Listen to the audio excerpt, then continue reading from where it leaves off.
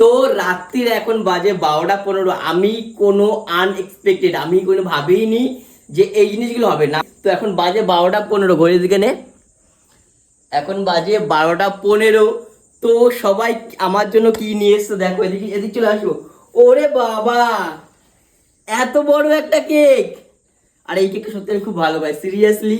তোর পছন্দ? ওয়াও, হ্যাঁ সত্যি খুব সুন্দর হয়েছে।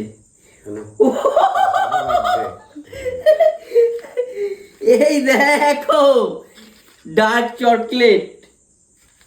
এটা আমার ফেভারিট চকলেট, সিরিয়াসলি এটা আমার favourite chocolate. Thank you so much.